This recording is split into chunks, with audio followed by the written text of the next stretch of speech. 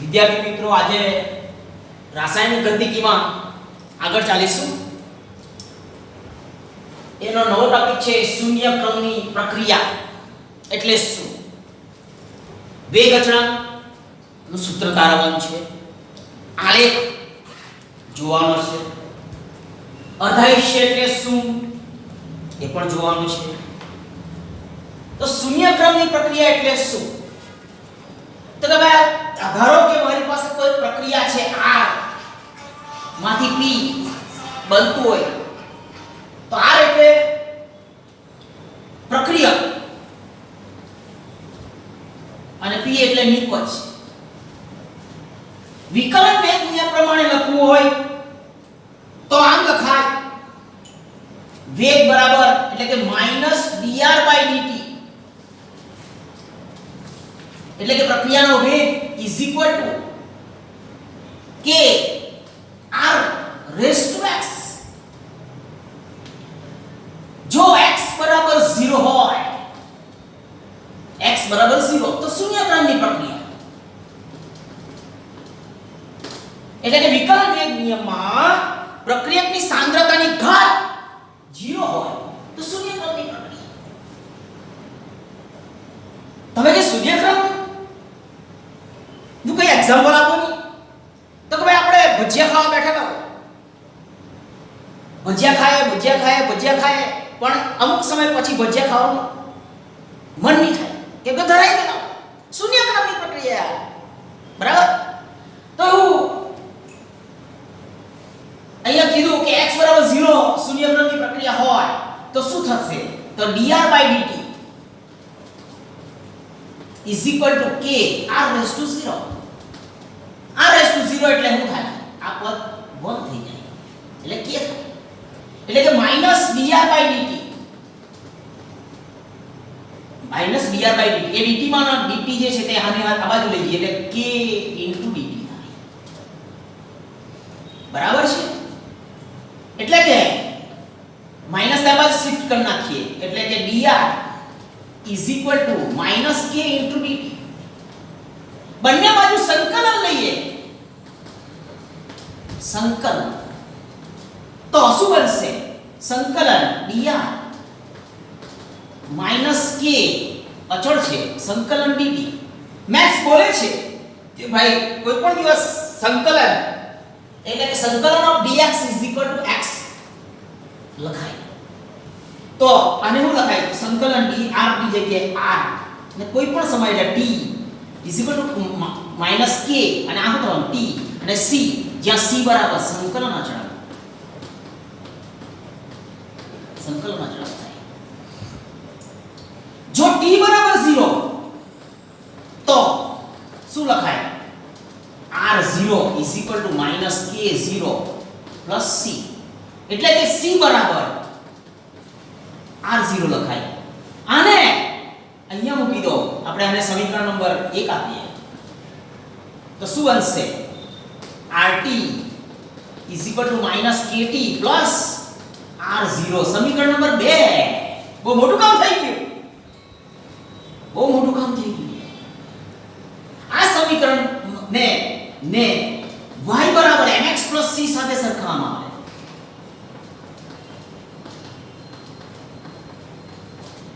તો y પર y અક્ષ પર કોણ છે? rt અને t એ x એટલે કે t બરાબર x અક્ષ પર t.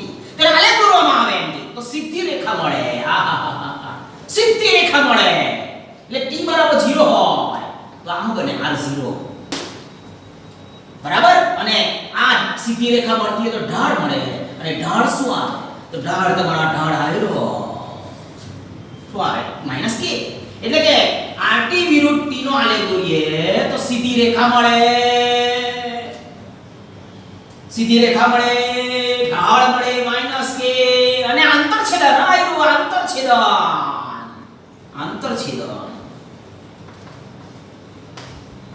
બરાબર શું બને? r0. ટૂંકમાં r0 છે અહીંયા, t બરાબર 0 સમયે. તો આ આલેખની વાત થઈ ગઈ તો આપણું આ કામ પતી ગયું. આલેખ બરાબર છે. ફરીથી એકવાર વિકલન વેગ -dr/dt kr/x x બરાબર 0 હોય શૂન્ય ક્રમની પ્રક્રિયા બને. શૂન્ય ક્રમની પ્રક્રિયા હોય x બરાબર 0 મૂકેલા આ ક્રમ પદ બંધ થઈ જાય તો કો -dr/dt k એટલે -dr k dt બંને બાજુ સંકલન લઈએ. બંને બાજુ સંકલન લીધું હોય તો ત્યારે સંકલન લીધું ત્યારે શું બન્યું તો કે ભાઈ rt t બરાબર t સમય એટલે કે અહીંયા rt સાંદ્રતા -kt + c. હવે t બરાબર 0 લઈએ t બરાબર 0 લઈએ તો આ t બરાબર 0 તો આ જે છે ને 0 ને અહીંયા મૂકી દો અને આ t બરાબર 0 અહીંયા મૂકી દો તો શું થશે કે ભાઈ c બરાબર r0 અને c બરાબર r0 હોય તેને સમીકરણ નંબર 1 માં મૂકી દો. સમીકરણ નંબર 1 માં મૂકી દો તો આપણા પાસે મસ્ત સૂત્ર આવી ગયું જોઈશું સમજે બરાબર. અને તેના આધારે આપણે આલેખ અહીંયા પૂરો થઈ ગયો. આલેખ દોરી શકાય. આલેખ દોરી શકાય. હવે આ જે સમીકરણ નંબર 2 મળ્યું શું મળ્યું ધ્યાનમાં રાખજો rt = -kt + r0. ઓહો બરાબર છે.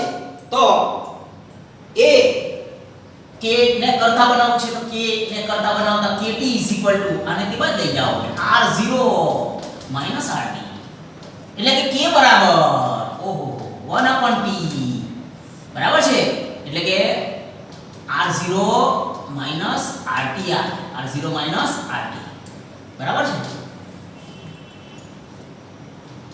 r0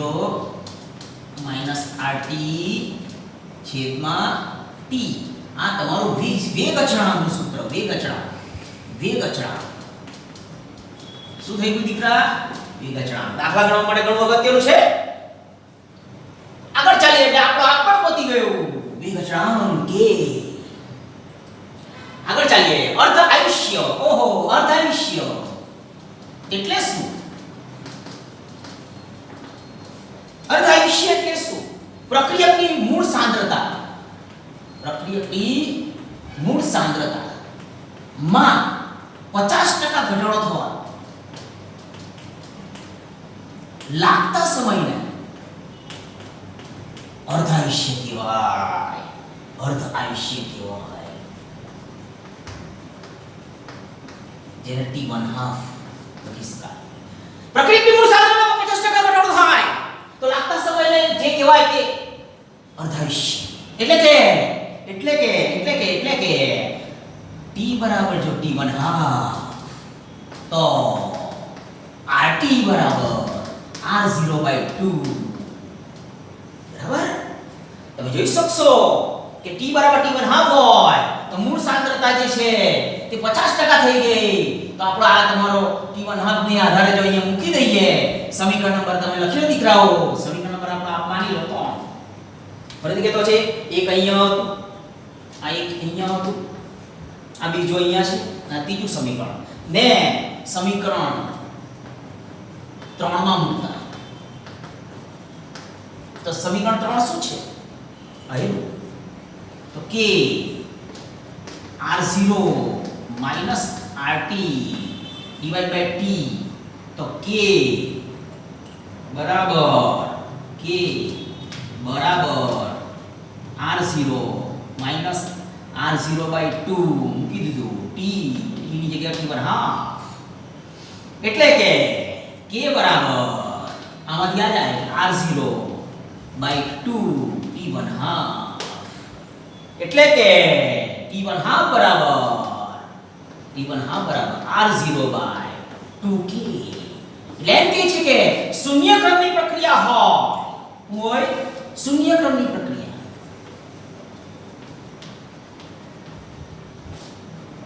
તો અર્ધ આયુષ્ય એ મૂળ સાંદ્રતાના સમપ્રમાણમાં પણ આયરો મૂળ સાંદ્રતાના સમપ્રમાણ પણ વેગ અચળાંકના વ્યસ્ત પ્રમાણમાં શૂન્ય ક્રમની પ્રક્રિયા અર્ધ આયુષ્ય t બરાબર t1/2 હોય તો rt બરાબર r0/2 મૂકી દો સમીકરણ નંબર 3 માં તો આપણે t1/2 અને વેગ અચળાંક વચ્ચેનો સંબંધ આપી દઈએ. એના પર ઘણીવાર MCQ માં પૂછાય શૂન્યક્રમ માટે એક એક્ઝામ્પલ આપું. પ્લેટિનમની સપાટી પર એમોનિયા નું અધિશોષણ ઊંચા દબાણે થાય. એટલે કે પ્લેટિનમની સપાટી પર એમોનિયા આવે પણ એક સમય એવો આવે કે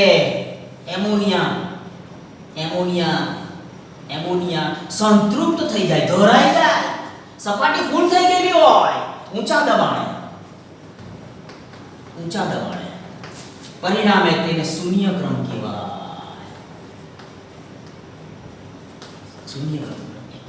બીજું ગોલ્ડ, સોનું,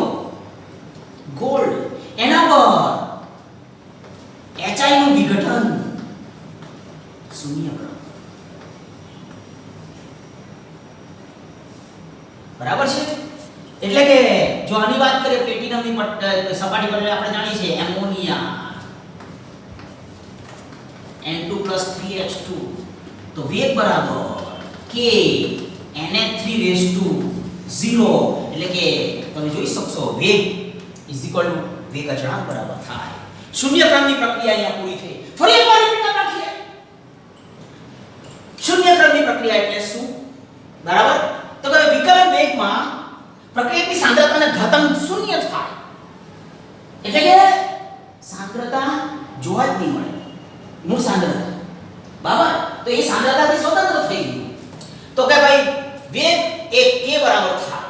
એટલે કે -dr/dt k. એટલે તમે જોઈ શકશો આ માઈનસ છે તેને અહીંયા લઈ ગયા.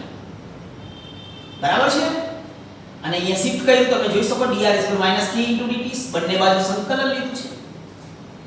બંને બાજુ સંકલન લેતા dr નું સંકલન rt થઈ ગયું અને dt નું સંકલન t થઈ ગયું. એટલે આ સમીકરણ પૂરું થયું. t = 0 લીધો એટલે કે c = r0 આવ્યો.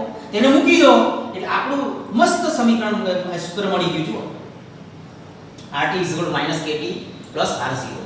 તેના આધારે આપણે ગ્રાફ દોર્યો, સીધી રેખા મળી, ઢાળ મળ્યો, આંતરછેદન મળ્યું. એક પ્રમાણે એના પછી વિશિષ્ટ વેગ અચળાંક મળ્યો અને વિશિષ્ટ વેગ અચળાંકના સૂત્રના આધારે આપણે અર્ધાયુષ્ય ગણિત લખી બતાવ્યું, સમજાવ્યું. આ રીતે તમે ધ્યાનમાં રાખજો. અર્ધાયુષ્ય શૂન્યક્રમ માટે કઈ રીતે લખી શકાય? T1/2 R0/2k. એટલે કે શૂન્યક્રમની પ્રક્રિયામાં અર્ધાયુષ્ય મૂળ સાંદ્રતાના સમપ્રમાણમાં અને વેગ અચળાંક જે છે તેના વ્યસ્ત પ્રમાણમાં થાય. શૂન્યક્રમની પ્રક્રિયા એના બે એક્ઝામ્પલ બી જોયા દીકરા કે ભાઈ પ્લેટિનમની સપાટી પર એમોનિયા અધિશોષાય, ઊંચા દબાણે સંતૃપ્ત થઈ જાય, શૂન્યક્રમની પ્રક્રિયા બને. અને ગોલ્ડની સપાટી પર HI નું વિઘટન એ પણ શૂન્યક્રમની પ્રક્રિયા છે. અહીંયા તમારી થિયરી પૂરી થાય. ધ્યાન રાખો, નોંધી લો.